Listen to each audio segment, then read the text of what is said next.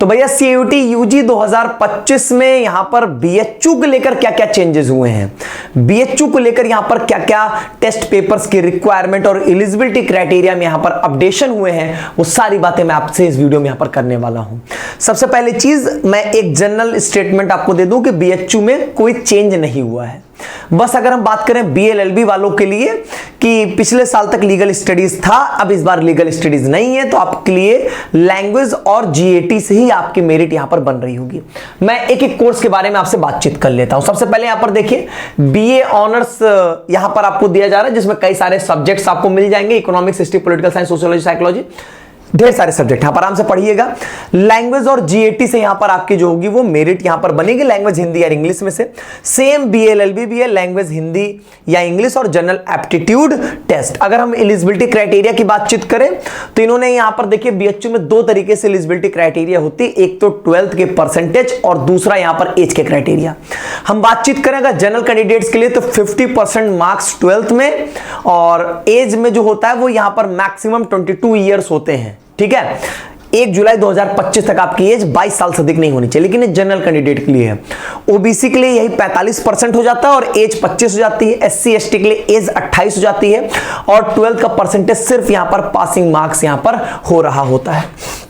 अब देखो बीएलएलबी के बाद अगर हम देखें, और इन्होंने ये बोला कि किसी भी स्ट्रीम से होगा तो आपका यहां पर चलेगा, कोई दिक्कत की बात नहीं है यहां पर।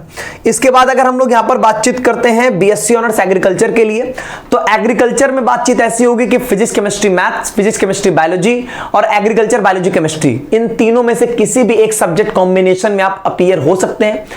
आपका 12th में क्या है इससे कोई मतलब नहीं, मतलब 12th में आप मैथ से थे, बायो से थे कि एग्रीकल्चर से थे, किसी एक से तो होने ही चाहिए, लेकिन इनमें से किसी से भी हो तो कोई भी कॉम्बिनेशन यहां पे अटेम्प्ट कर सकते हैं। कहने का मतलब बायोलॉजी वाले भी यहां पर एग्रीकल्चर बायोलॉजी केमिस्ट्री का पेपर दे सकते हैं, और मैथ्स वाले चाहे तो वो भी यहां पर एग्रीकल्चर बायोलॉजी केमिस्ट्री दे सकते हैं। यहां पर ये बात स्पष्ट की गई है कि भैया यहां पर जो है वो आप एग्रीकल्चर या साइंस मतलब फिजिक्स केमिस्ट्री मैथ या फिजिक्स केमिस्ट्री बायोलॉजी से आप यहां पर होने चाहिए। अच्छा, एग्रीकल्चर में एज का जो क्राइटेरिया वो अलग है। यहां पर जो है वो आपकी मिनिमम 16 मैक्सिमम 25 से ज्यादा एज जो है वो नहीं होनी चाहिए।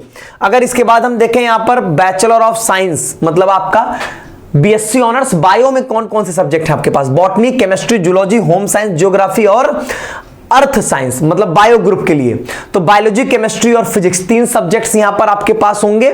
और अगर हम देखेंगे यहां पर कि क्या परसेंटेज क्राइटेरिया, तो 50% यहां पर आपके परसेंटेज क्राइटेरिया, लेकिन ध्यान दीजिएगा ये ओवरऑल 12th नहीं होता है, ये होता है फिजिक्स केमिस्ट्री और plus any one of the following. मतलब जैसे आप ये समझो कि पीसीबी में आपका 50% मार्क्स होना चाहिए, ना कि ओवरऑल 12th में 50%। इस चीज को यहां पर ध्यान दीजिएगा, एज की क्राइटेरिया यहां पर वही मिलेगी। सेम यहां पर अगर हम मैथ्स ग्रुप की बातचीत करेंगे तो mathematics, statistics, computer science, physics, chemistry, geography और साइंस, किसी में भी आपको बीएससी ऑनर्स करना है तो उसके लिए पीसीएम से आपकी मेरिट यहां पर बनेगी। और वही बात कि पीसीएम में आपका जो मार्क्स है वो यहां पर 50% होना चाहिए। ठीक है, अच्छा ध्यान दीजिएगा यहां पर यह भी है कि आपके पास कुछ ऑप्शंस हैं, जैसे यहां पर आपका फिजिक्स केमिस्ट्री, यहां पर इन्होंने दिया जैसे physics math plus any one of the following subject. तो अगर आप फिजिक्स मैथ और कंप्यूटर साइंस का भी मार्क्स जोड़ के 50% हो जाए तो भी यहां पर आपका चलेगा। ऐसे ही आप यहां पर देख सकते हो bachelor of technology in dairy technology, food technology, ये सारे आपके पास यहां पर कोर्सेज जो है वो आ रहे होंगे। फिलहाल मेजर कोर्सेज जो है वो मैंने आपको यहां पर बता दिया है, और कोई बातें इसमें ऐसी नहीं है कि जो कि आपके लिए चेंज की गई हैं, जो पिछले साल का था वही इस साल का भी है। ठीक है, बाकी मन में कोई प्रश्न है और क्या आप बीएचयू में पढ़ना चाहते हैं, बीएचयू में आप कौन से कोर्स की तैयारी कर रहे हैं, और आपका क्या बीएचयू एक ड्रीम यूनिवर्सिटी है, कमेंट बॉक्स में जरूर बताइएगा। बहुत बहुत धन्यवाद।